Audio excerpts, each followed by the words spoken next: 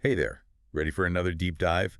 We're tackling psychology today, going all the way back to its beginnings with Nicky Hayes's A Little History of Psychology. Really interesting stuff. It's amazing to see how far we've come, from ancient ideas to what we understand today about the mind. Right. You think psychology, you picture therapy couches, brain scans, all that.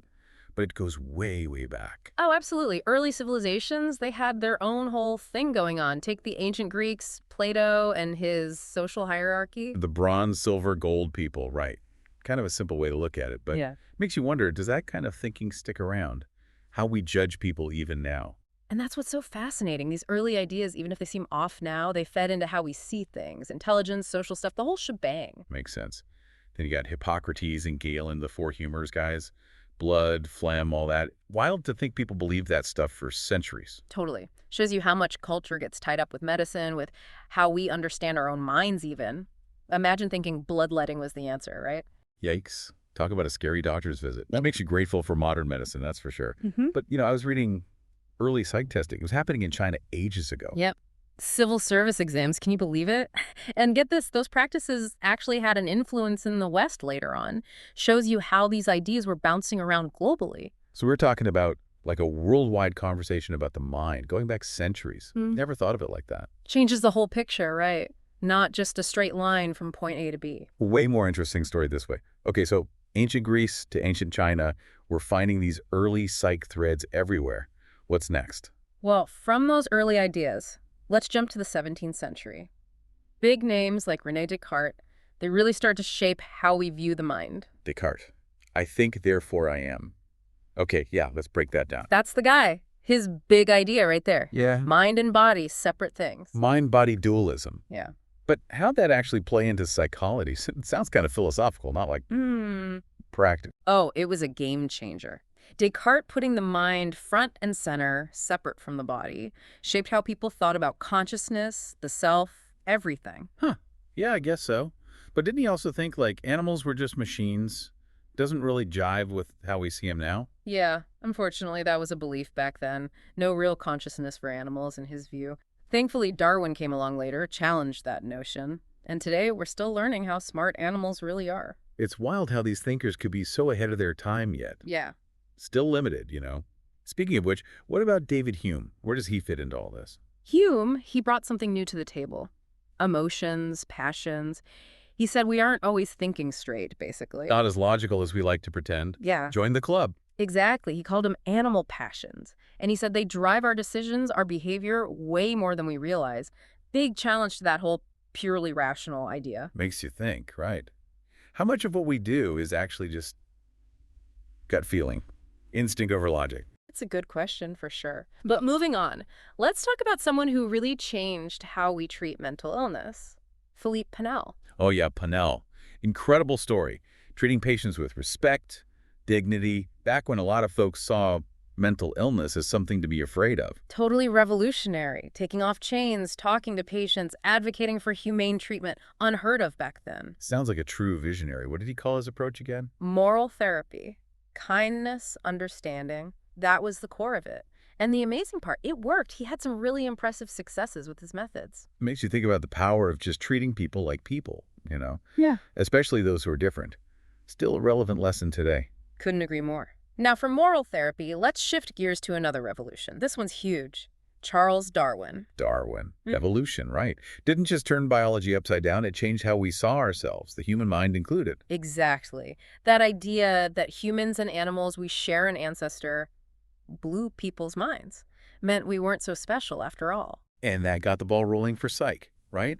If we're not so different from other animals, maybe our mental abilities evolve too. Exactly. Darwin even wrote about facial expressions, how similar they are across humans and primates. So he was drawing these lines between us and the animal kingdom, even in these subtle ways. Totally. And that opened up a whole new world for psychology. Studying animals, their behavior, could tell us something about ourselves. Amazing how one theory can change everything, huh? Speaking of changing how we see things, remember Phineas Gage? Oh, how could I forget? The guy with the tamping iron through his head? Talk about a story that sticks with you. But it's not just the accident. It's how it changed him, right? Totally. His personality, it was different, more impulsive, less restrained.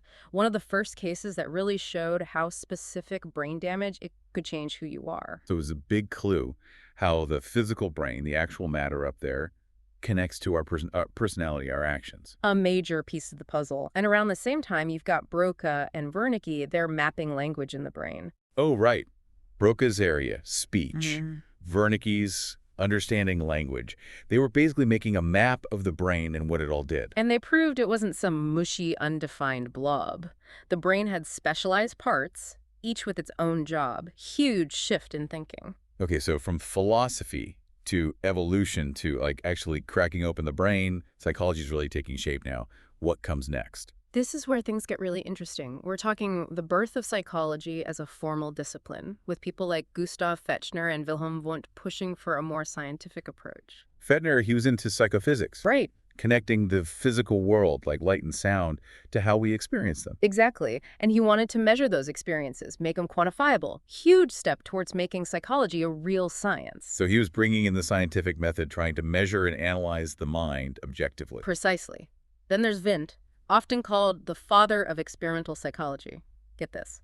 He set up the very first psychology lab in 1879. Wow, the first one ever. That's a big deal. But I thought Wundt's ideas, especially introspection, they weren't always a hit, right? You're right. His focus on people looking inward, reporting their thoughts and feelings, some people thought it was too subjective, showed that even as psychology tried to be more scientific, there was still debate about the best way to study the mind. It's like any field, I guess. Never a straight line, always different ideas battling it out. For sure.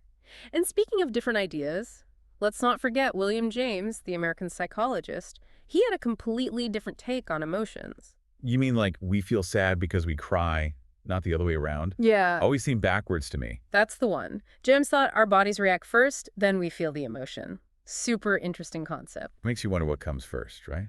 The feeling or the physical stuff.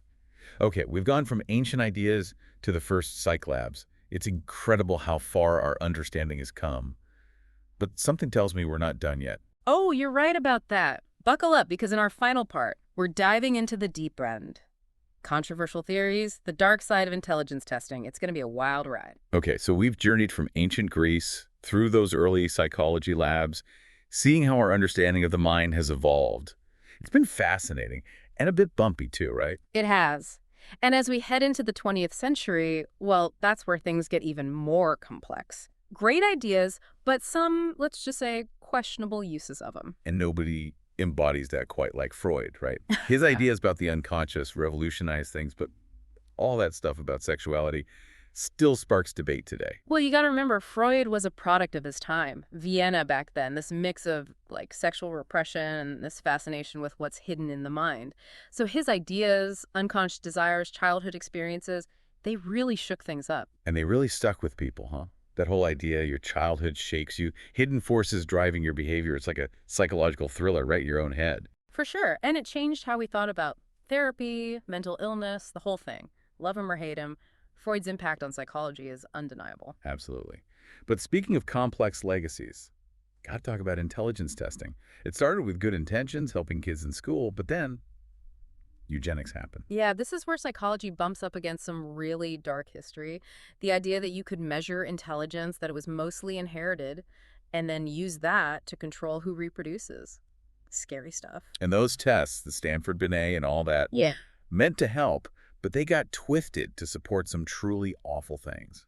Forced sterilization, institutionalization, all because of this idea that you could improve society by getting rid of so-called feeble-mindedness. And the worst part, a lot of it was based on junk science, like the Deborah Calicat case. Yeah. Completely made up, photos and all, to push this agenda about bad genes causing social problems. Chilling example, really. Shows how even with good intentions, science can get twisted. Got to be so careful, question everything, think about the ethics. Always. Couldn't agree more. It's a lesson we still haven't fully learned, even today. It's true, unfortunately. Okay, so from the depths of the unconscious to IQ and its dark side. A lot to unpack there, but we're not done yet, right? What about behaviorism? How did that whole thing come about? Behaviorism. It was like a reaction against all that introspection, all the focus on internal stuff. John B. Watson, one of the big names there, he said, psychology should stick to what you can observe, measure, that's it. And his little Albert experiment Yeah, super unethical by today's standards, but it really showed how powerful conditioning could be. No kidding, creating a phobia, basically, by pairing a rat with a scary noise. Watson's work, controversial as it was, had a huge impact, even in advertising. That's right. He took those conditioning ideas and used them to influence consumers, basically shaping how products got sold to people. Kind of makes you see marketing in a new light, huh? It's everywhere once you start noticing it. Kind of like Edward Bernays and his Torches of Freedom campaign, convincing women to smoke by linking it to liberation. Right. Clever, but kind of messed up. For sure. But while behaviorism was doing its thing, another movement was brewing. Humanistic psychology, right? Focusing on the individual, their inner world. Exactly. Maslow, Rogers, these guys were all about free will, personal growth, finding meaning. Maslow's hierarchy of needs, with self-actualization at the top. That really resonated, especially in the post-war world where individual fulfillment was becoming a bigger deal. Yeah, it was such a shift from the psychoanalysis and behaviorism stuff. Humanistic psychology was all about our potential for growth, the importance of subjective experience, all that. And we can't forget folks like Frantz Fanon bringing in a whole other perspective. His work on colonialism's psychological effects, it was a huge critique of Western-centric psychology. He showed how our social political context, it shapes us, our very sense of self. Vanna's work's a good reminder, right? Yeah. Psychology isn't just about individual minds in a vacuum. It's about power, oppression, how those forces get under our skin. Absolutely. And then as we get into the later 20th century, we see cognitive psychology taking center stage. Memory, attention, problem solving. Yeah. All those mental processes come to the forefront. Like psychology was finally ready to peek inside the black box of the mind, figure out how it actually worked. The computer, that became a big metaphor for the brain, right? For sure. And with neuroscience booming, brain imaging and all that, we're getting this incredibly detailed picture of the brain, how it functions, how adaptable it is. It's amazing to think how far we've come. From philosophers wondering about the soul, to scientists mapping out the brain, neuron by neuron. It is. But it's important to remember our understanding's still evolving. New discoveries all the time, old ideas getting challenged, and those ethical questions, they're more important than ever. That's the truth.